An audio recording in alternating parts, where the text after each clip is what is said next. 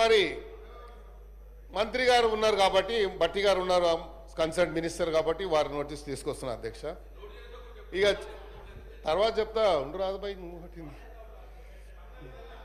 Sir. రెండోది అదే చెప్తున్నా, నోట్ అంటారు తర్వాత నోట్ అంటారు రిప్లై వస్తుంది. అబ్బాయి నువ్వు చూడలేదా సార్? ఇంకోటి, నేను రీసెంట్లీ ఒక గవర్నమెంట్ స్కూల్కి వెళ్ళాను అధ్యక్ష. వాళ్ళు ఏదో ఫంక్షన్ పెట్టుకుంటే పోతే అక్కడ ఉన్నటువంటి హెడ్ మాస్టరు ప్రిన్సిపల్ వచ్చి నాకేం రిక్వెస్ట్ చేశారంటే, సార్ మాకు గుడ్లు మిడ్ డే మీల్లో వస్తుండే ఇప్పుడు మొదలు ఇస్తున్నారు సార్ అని చెప్పిండు. చిన్న పిల్లలు వచ్చి నేను రోజు ఎన్ని గుడ్లు అయితే 20 చెప్పు నేనే పంపిస్తా అని చెప్పిన. మరి ఆ పిల్లలకు మనం ఇవ్వాలి కదా అధ్యక్ష గుడ్లు, అది ఒకసారి ఆలోచించండి. రెండోది, ఆ స్కూల్స్లలో ROR ప్లాంట్స్ పెట్టమని చెప్పి నేను నా బడ్జెట్ కూడా ఇచ్చాను. మరి ఇప్పటిదాకా బడ్జెట్ నా ఏదైతే రెగ్యులర్ వచ్చే బడ్జెట్లో ఇచ్చాను, కానీ ఒక ROR ఒకటేమో NBT నగర్లో రౌండ్ టేబుల్ స్కూల్ ఉంది సార్, చాలా పెద్దది, సుమారు 2000 మంది విద్యార్థులు చదువుతారు. జూబ్లీహిల్స్లో అలాగే ఉంది, ఆడ కూడా ROR ప్లాంట్ అడిగాను, అవ్వలేదు.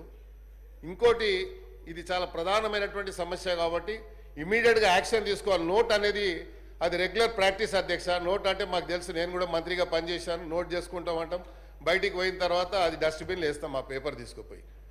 ఇది రెగ్యులర్ ప్రాక్టీస్ కాబట్టి నేను చేశాను కాబట్టి చెప్తున్నా అధ్యక్ష. నేను వాళ్ళని ఎవరిని బ్లేమ్ చేస్తలేను. ఇప్పుడు నాకు ఎవరు చెప్పాల్సిన అవసరం లేదు, నాకు తెలుసు ఏం మాట్లాడాలో. అందరికంటే సీనియర్ ఎమ్మెల్యే నేను సార్. ఇంకోటి, EWS కాలనీ నేను మినిస్టర్ ఉన్నప్పుడు ఫౌండేషన్ ఇచ్చి కాలనీ కట్టించాను. ఆ EWS కాలనీలో ఒక వ్యక్తి వెంకటరెడ్డి అని 5-6 ఇండ్లు వాళ్ళకు కొంచెం కొంచెం డబ్బులు అప్పు కింద ఇచ్చి అన్ని ఇండ్లు లాక్కొని 6 ఫ్లోర్లు వేశారు. నేను complaint zonal commissioner complaint with pictures court ఆర్డర్తో సహా పంపించాను.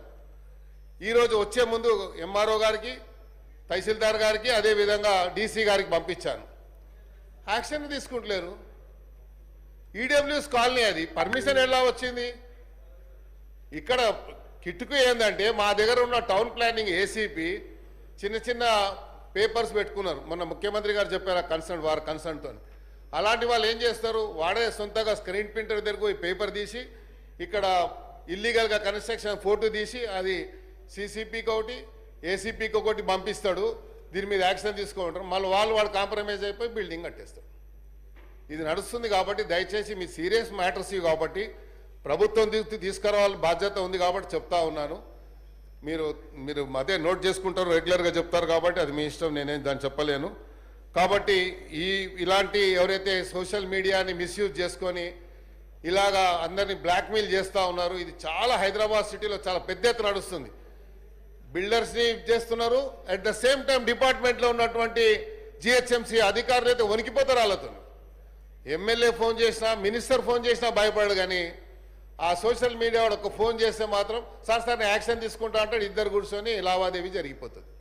సో ఇవన్నీ జరుగుతున్నాయి కాబట్టి క్యాంప్ ఆఫీస్ విషయంలో సీరియస్గా తీసుకోండి.